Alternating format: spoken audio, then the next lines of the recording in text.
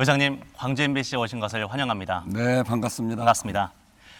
의장님과 인터뷰를 한다고 하니까 주변에서 정말 부러워했습니다. 그런가요? 이렇게 뵙게 돼서 영광입니다. 네, 네. 지금부터 질문들을 드리겠습니다. 네, 네. 12.3 비상계엄과 탄핵 전국을 거치면서 네. 광주 정신이 전국적으로 큰 주목을 받았습니다. 네. 의장님께서 생각하시기에 광주 정신의 핵심은 어떤 것인지. 광주 정신은 우선 광주에서 그 당시에 굉장히 큰 희생이 있었잖아요. 그리고 그 희생이 있었음에도 불구하고 광주는 끝까지 싸웠죠. 그리고 그 이후에 오랜 시간이 걸리고 큰 고난을 받았습니다만 국민을 이기는 권력은 없다. 민주주의는 결국 승리한다라고 하는 것을 아주 웅변적으로 보여준 것이 광주였고 그것이 광주 정신이라고 생각합니다.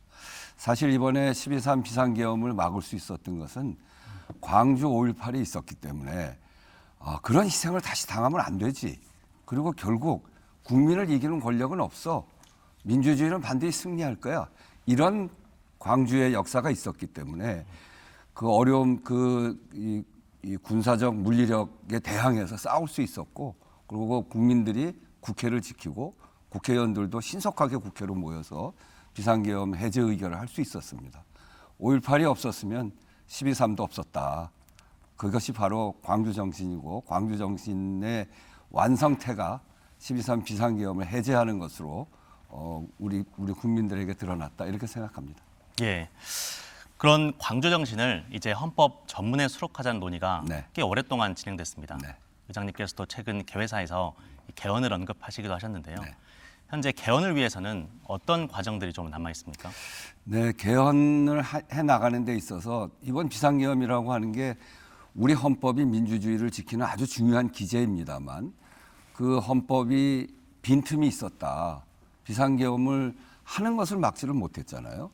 그런 속에서 민주주의의 완성태를 만들기 위해서는 제도로서는 헌법을 바꿔서 민주주의 방벽을 제대로 세우는 것이 매우 중요하다고 생각하고 그런 점에서 보면 전문에 광주 정신을 분명하게 광주를 비롯한 민주주의 정신을 확실하게 새기고 또 그리고 헌법 77조에 국회에 비상계엄 승인권을 줘야 된다. 지금 승인권이 없습니다. 해제권만 있지. 그렇기 때문에 비상계엄을 하고 국회를 막으려고 한 거예요.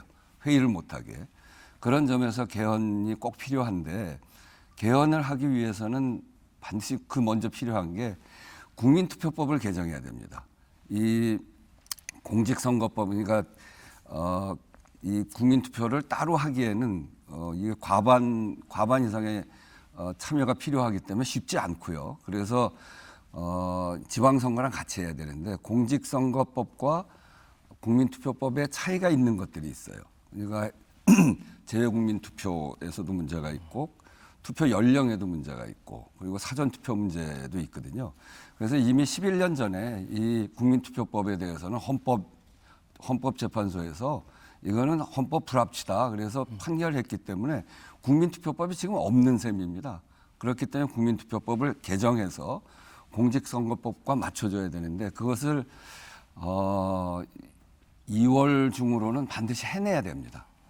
그래서 이 국민투표법의 절차가 진행될 수 있도록 6월 3일 날 지방선거와 같이 하려면 그런 절차가 진행돼야 되는데 그게 2월 중하순까지는 반드시 국민투표법을 개정하는 것을 먼저 해야 비로소 그 지방선거와 함께 개헌투표를 할 수 있기 때문에 국민투표법을 먼저 개정하는 일이 시급한 일입니다. 국민투표법이 위헌 결정을 받고 거의 10년 이상 지나지 11년 않았습니까? 됐어요. 예. 그동안은 왜 이게 개정 논의가 없었습니까? 개정 논의는 여러 차례 있어 왔고 그리고 이미 국회에도 여러 가지 여러 건의 국민투표법 개정안이 나와 있어요.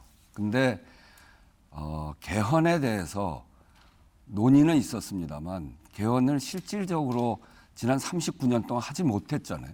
국민투표법을 개정하면 개헌의 문이 열린다. 그래서 개헌에 반대하는 세력이 국민투표법 개정하는 걸 반대해 왔습니다. 그래서 그동안 국민투표법 개정이 안 됐어요.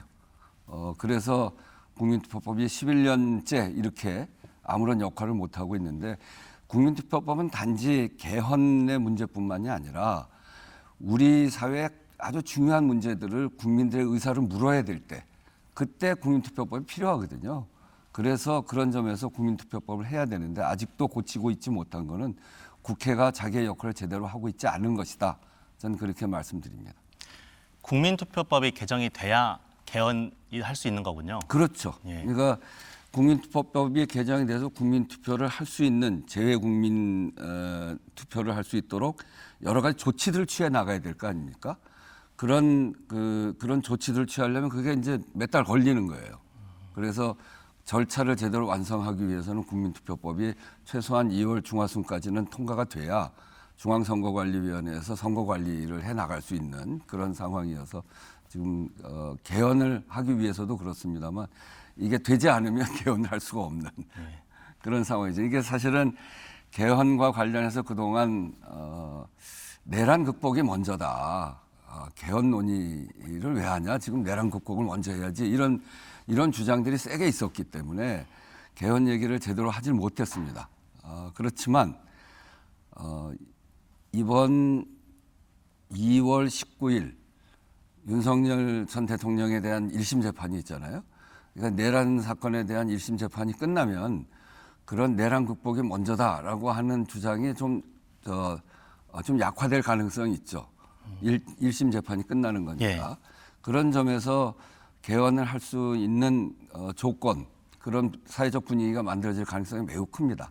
근데 사실은 내란 극복은 앞에서도 말씀드렸습니다만 민주주의의 방벽을 제대로 세우고 또 민주주의가 국민들 삶에 진짜 필요한 일이다. 그 효능감을 국민들이 느낄 때 민주주의에 대해서 더 국민들이 지지하고 또 거기 그 소중함을 느끼는 거 아니겠어요? 그래서 사실은 내란 극복은 개헌으로 완성된다. 저는 그렇게 생각합니다. 그런데 그것과 또 조금 다른 주장도 있기 때문에 1심 재판이 끝나면 개헌을 할 수 있는 사회적 분위기가 만들어지고 그때 개헌 논의를 할 수 있도록 그렇게 하기 위해서는 국민투표법 개정이 먼저 선행돼야 되는 문제가 있는 것이죠. 사실 말씀하신 것처럼 원래 대통령 선거에서 개헌 투표를 같이 하자는 논의가 있었었는데 제가 주장했죠. 예. 그때도 내란 청산이 먼저다라면서 조금 후순위로 밀렸었던 감이 있었거든요. 이제는 6.3 지방선거에 같이 하자는 주장이신 거죠? 그렇습니다. 개헌 로드맵은 그럼 좀 어떻게 구상하고 계십니까? 그러니까 우선은 국민투표법을 먼저 개정해야 되고요. 그거는 2월 중하순까지는 그 설 명절이 있는데 설 명절 전후까지 그렇게 길지 않은 시간 안에 국민투표법을 개정해야 됩니다. 그리고 2월 19일 날 1심 재판이 끝나면 제가 바로 개헌 특위를 제안을 할 거예요. 그래서 여야에게 개헌 특위를 제안하고 3월부터 논의를 하면 그러면 저는 전면적으로 전체적으로 다 개헌안을 논의해서 합의할 그런 시간이나 상황은 안 되고 그동안 한꺼번에 다 하려고 했기 때문에 굉장히 어려운 주제들이 많단 말이에요. 그렇기 때문에 합의도 안 되고 반대도 많아지고 사회적으로 시끄럽기만 하고 그래서 이번에는 제가 제안하고 있는 거는 할 수 있는 만큼 합의되는 만큼 하자. 거기에서 반드시 해야 될 것으로 민주주의 방벽을 확실하게 세우는 아까 말했던 5.18 민주주의 정신을 전문에 수록하고 그리고 국회에 비상계엄 승인권을 주고 그리고 이번 지방선거기 때문에 그동안 얘기해왔던 지방분권 또는 지역균형 발전 정신을 헌법에 새기고 그리고 거기에 합의할 수 있는 국민의 기본권을 넣어서 전체는 아니더라도 그 합의할 수 있는 개헌안을 만들어서 지방선거 때 국민투표로 같이 하자 이렇게 생각을 하고 있습니다. 예. 시간은 충분합니다. 합의할 수 있는 만큼 하면 되는 거니까요. 이번에는 개헌의 문을 여는 개헌 그리고 단계적으로 하고 차츰차츰 필요할 때 개헌을 해 나가는 거기다가 더 합의할 수 있다면 이게 너무 개헌 과정이 어렵습니다.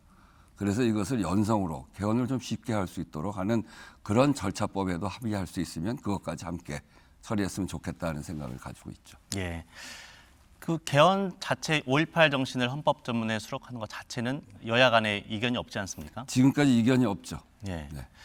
6.3 지방선거를 지나면 개헌이 좀 더 어려워질 거라고 보십니까? 그러니까 개헌안을 따로 국민투표하기에는 아까 말씀드렸던 대로 과반의 투표율이 있어야 되는데 과반 투표율이 사실 그렇게 쉽지 않습니다.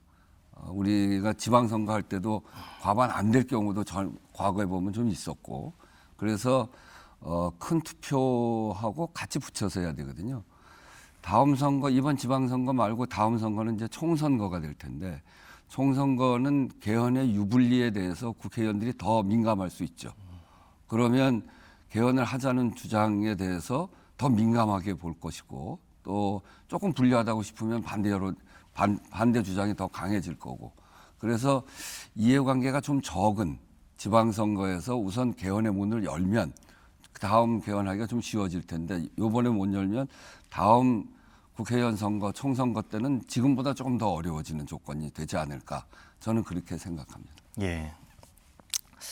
다음 질문 드리겠습니다. 예. 윤석열 내란 재판 1심 선고가 이달 안에 있을 것으로 보입니다. 네.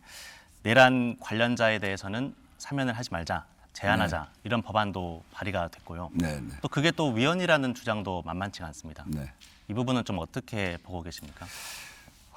저는 내란과 같은 것은 정말 우리가 과거에 겪어봤습니다만 얼마나 무서운 일입니까? 그리고 우리 사회의 민주주의를 얼마나 후퇴시킵니까? 제가 이번에 12.3 비상계엄을 거치면서 국회에서 그날 2시간 반 만에 해제를 시켰잖아요. 그때 우리 환율을 보면 비상계엄 선포 전과 비상계엄 선포 직후와 그리고 비상계엄 국회에서 해제 의결 후와 국무회의 통과 후 그때마다 그때 환율이 엄청나게 이게 요동을 칩니다.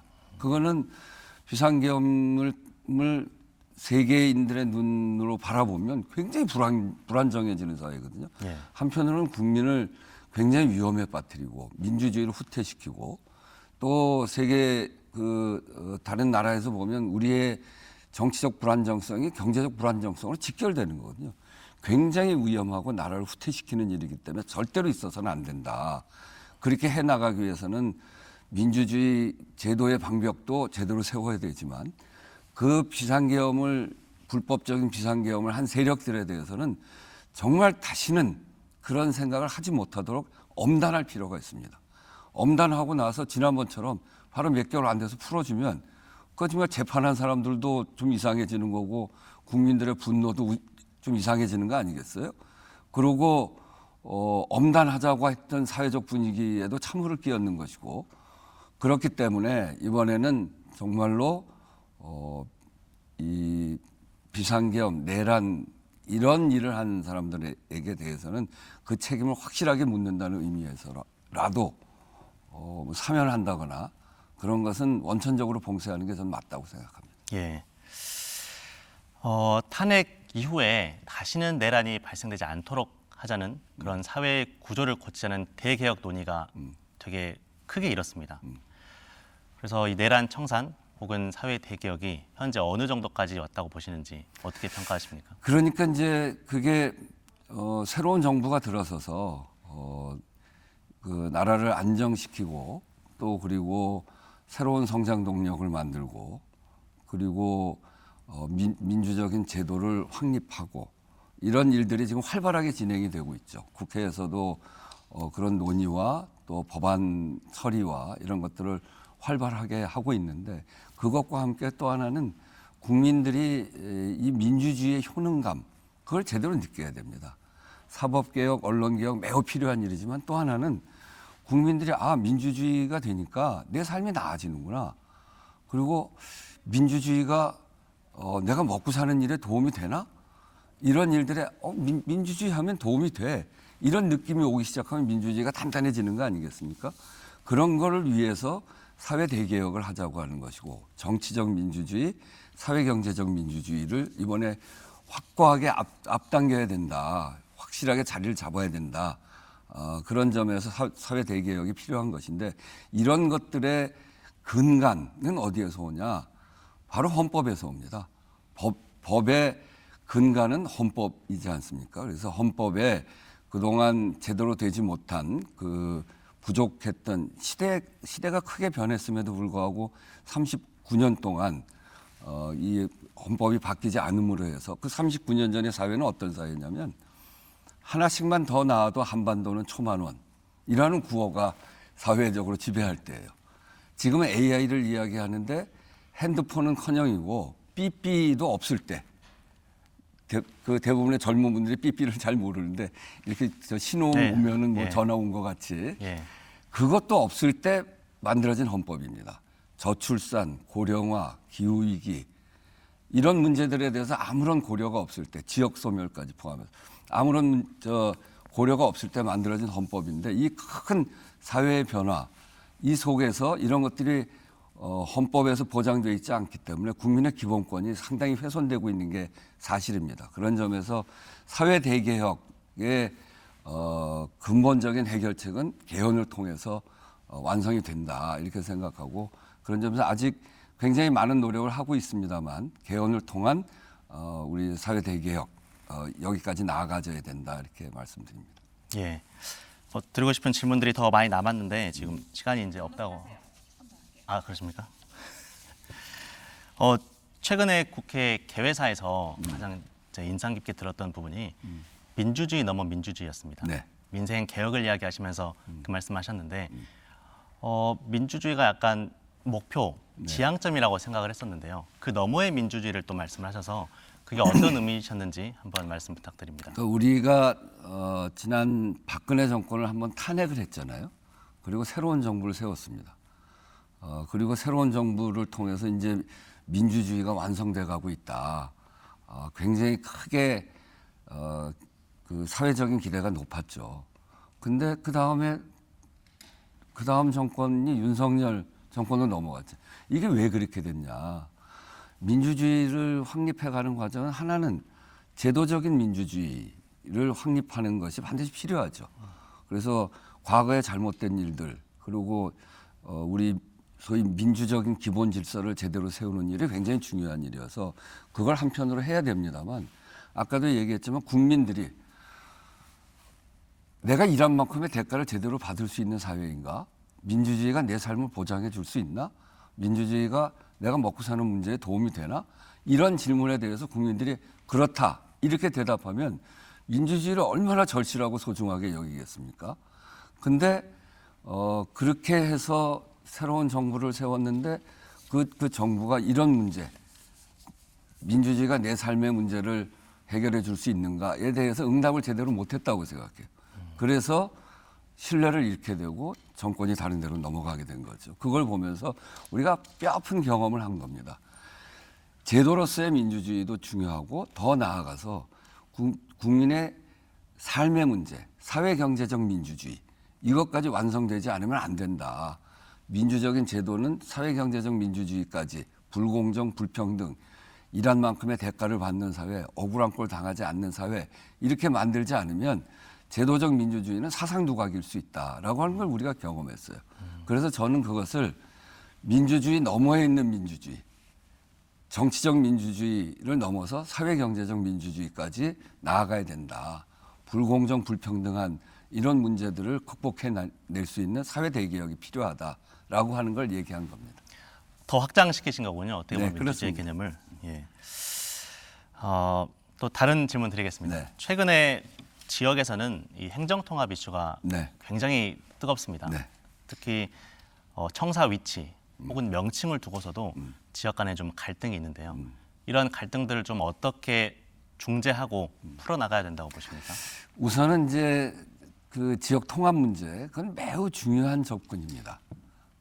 이게 지역 균형 발전, 지역의 발전을 만들기 위해서는 일정한 규모의 인구와 소위 경제 규모 이런 게 필요하거든요. 대개 한 300만 이상의 인구가 필요하고 거기에 따른 경제적 뒷받침이 되어야 지역이 소멸하지 않고 지역의 발전이 이루어질 수 있는데 제가 국회의장 되기 훨씬 전에 민주당에서 지역균형발전 특별위원회 위원장을 한 적이 있어요. 그래서 그때 제안했던 게 5개의 글로벌 메가시티와 3개의 강소 메가시티를 만들어서 수도권 1극 체제를 바꾸자. 수도권 1극 체제는 다 지금 인구의 절반 이상이 수도권에 모이는데 저 작년에는 드디어 그 차이가 100만 넘게 차이가 났어요. 모든 재화와 국민들의 구성원들이 수도권에 다 몰리는 거거든요. 그걸 막기 위해서라도 5급 3특 체제, 앞에서 얘기했던 5개의 글로벌 메가시티와 3개의 강소 메가시티로 이렇게 만들자라고 하는 제안을 저도 한 것인데, 그런 점에서 지역 통합을 하는 것은 글로벌 메가시티를 만드는 일이거든요. 그래서 반드시 필요한 일이고, 그 광주 전남의 통합 논의를 하면서 지금 말씀하셨던 그런 갈등인데, 그건 정말 지혜롭게 해야죠. 이 통합하는 것이 지역 전체에 주는 그런 지역 발전의 효과, 그런 효능감, 그리고 지역의 소멸을 막는 그런 아주 중차대한 과제를 풀어나가는 아주 중요한 노력인데, 거기에서 발생되어지는 지역 간의 이런 갈등의 문제는 정말 광주 전남이 모여서 그 문제를 지혜롭게 서로 좀 양보할 건 양보해 가면서 지혜롭게 문제를 풀어가야 된다고 생각합니다. 이번이 굉장히 중요한 기회고, 이만큼 지역 통합의 요구가 높아진 적이 별로 없단 말이죠. 그리고 이 어려운 문제를 이만큼 접근했던 적도 없기 때문에 거기에 발생되는 갈등의 문제는 정말 지혜롭게 사회적 공론을 통해서 잘 풀어내기를 기대합니다. 예.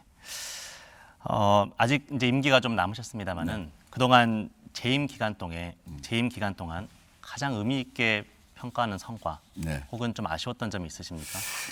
우선은 12.3 비상계엄을 해제하고 탄핵 소추를 한 게 저로서도 가장 기억에 남고 가장 큰 성과죠. 그 이외에도 이렇게 저렇게 노력을 좀 해서 국회 기록원을 만들었어요. 이 국회가 헌법기관이, 사실 국회의원 한 명 한 명이 다 헌법기관이기 때문에, 그리고 굉장히 중요한 역할들을 많이 합니다. 그런데 했던 것들이 국회의원 임기 끝나면 다 없어져 버려요. 그래서 그걸 그렇게 하지 말고 한 명 한 명이 다 우리나라의 중요한 기록이기 때문에 이것을 기록을 잘 남기면 우리의 역사가 쌓인다. 그런 점에서 국회 기록원법을 통과시켜서 기록원을 만들었고요. 기후 국회라는 이름을 붙여서 기후의 위기에 국회가 나서서 제도적으로 또는 국회 자체가 하는 일들을 쭉 이렇게 진행시킨 일도 의미가 있고, 개인적으로는 국회를 국민들에게 개방하는 그런 분위기를 대폭 확장시킨 거예요. 그러니까 사실은 12.3 비상계엄 때 국민들이 국회를 와서 다 지켜줬잖아요. 그래서 그 이후에 국회 마당도 국민들의 터전으로 만들면 좋겠다. 그래서 지난 8월 15일 날 광복절, 8월 14일 광복절 전야제로 국회에서 대규모 축제를 열었어요. 그때 한 3만 이상의 국민들이 들어와서 아주 신나게 즐기셨는데, 국회라는 공간이 굉장히 권위적이고 들어오면 괜히 주눅 들고, 또 건물 자체가 무겁게 생겼잖아요.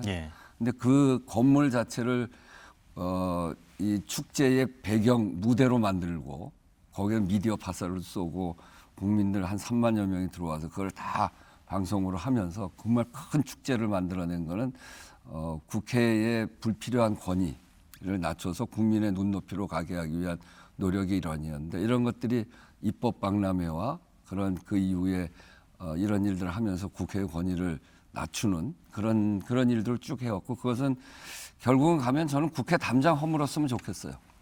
그래서 국회 마당을 국민들에게 드리는 일까지 갔으면 좋겠다는 생각을 갖고 있고, 또 이번 민주주의 최후의 보루로서의 국회, 이거를 그 국회에다가 다 그 정신을 좀 제대로 심어야 되겠다, 이런 생각이 있어서 들어가는 입구에 민주주의 상징석도 만들고, 또 한편에 도서관 옆에 무명 독립군 광복군 비도 커다랗게 만들어서, 정말 우리 일제하에서 독립운동 또 이런 총 들고 싸웠던 사람들 굉장히 많이 있고 굉장히 많은 희생이 있음에도 불구하고 우리가 그 역사를 제대로 잘 배우지 못했습니다.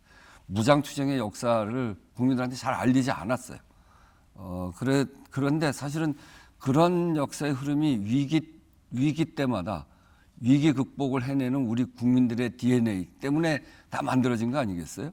광주 항쟁도 역시 마찬가지고 이번에 비상계엄을 해제할 때 여의도와 그 전국에서 일어난 들불과 같은 우리 국민들의 그런 노력이 다 그 같은 선상에서 이해될 수 있는데 그분들의 정신이 장군 이런 분들은 그래도 역사에 이름이 남습니다만 이름 없이 빚도 없이 싸웠던 위기 때마다 들고 일어났던 우리 국민들의 정신을 잘 새겨 넣어야 되겠다 생각해서 무명 독립군 광복군 비도 커다랗게 하나 만들고 국회 정문 그 본청 건물 있잖아요. 들어가는 입구 바로 그러니까 이제 거의 이마 같은 부분에다가 모든 권력은 국민으로부터 나온다라고 하는 글을 새겨 넣었어요. 예.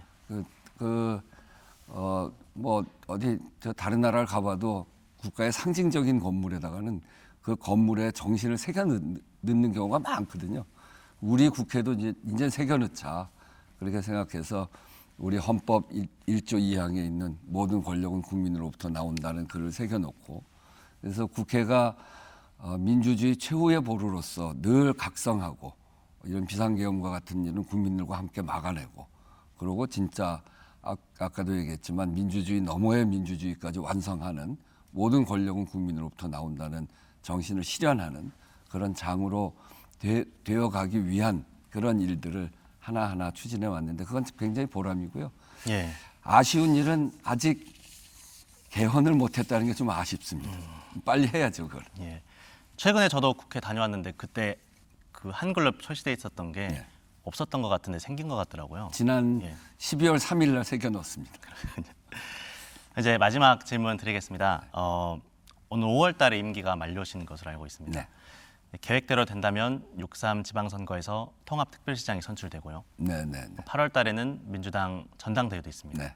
의장님께서 앞으로 정치적 행보 어떻게 계획하고 계십니까? 저는 지금 국회의장 이제 4개월 남았거든요. 제가 국회의장으로서 해야 될 일을 최선을 다하는 게 제가 지금 해야 될 일이라고 생각해요. 그 다음 일은 그 다음에 맡기고 지금은 제가 해야 되겠다고 생각한 마지막 목표 5.18 등 민주주의 정신을 전문에다가 헌법 전문에다 새겨놓고 그걸 포함한 개헌을 하는 일 여기에 혼신의 힘을 다하고 있습니다. 그 일이 될 수 있도록 최선의 노력을 다할 거고요. 그리고 그 다음은 그 다음 일로 생각하겠습니다. 알겠습니다. 저희가 준비한 질문 여기까지고요. 네. 혹시 더 하고 싶은 말씀 있으시거나 혹은 광주 MBC 시청자분들께 전하고 싶은 말씀 있으시다면 부탁드립니다. 네, 정말 광주에 와서 간만에 한 3개월 만에 방문을 했는데요. 이렇게 광주 MBC에 나와서 인터뷰를 하게 돼서 저도 굉장히 기쁘게 생각합니다. 광주 MBC야말로 5월 정신을 담아서 정론 집필을 해왔고 또 그리고 어두운 시대의 빛을 밝혀준 방송이어서 제가 굉장히 좋아하는 방송이고요. 5.18은 저에게도 굉장히 중요한 의미를 갖고 있습니다. 제가 5.18 일주기 때, 그러니까 81년 5월 달에 5.18 일주기를 기념해서 그냥 보낼 수 없다 이렇게 생각하고 전두환에 반대하는 시위를 해서 1심에서 1년 받았다, 2심에서 3년을 받은 그런 일을 겪었는데 광주 시민들이 있어서 우리나라의 민주주의를 지킬 수 있었고 모든 권력은 국민으로부터 나오고 국민을 이기는 권력은 없다. 민주주의는 반드시 승리한다라고 하는 정신을 만들어 주신 광주 시민들 여러분께 정말 감사의 말씀드립니다. 저도 그 정신을 잘 알고 있기 때문에 제가 이 사회에서 기여할 수 있는 그때까지 광주 정신을 우리 사회에 실현해 가기 위해서 최선의 노력을 다하겠다 하는 말씀드리면서 다시 한번 광주 시민 여러분 감사합니다. 네, 여기까지 듣겠습니다. 지금까지 귀한 말씀 감사합니다. 네. 고맙습니다.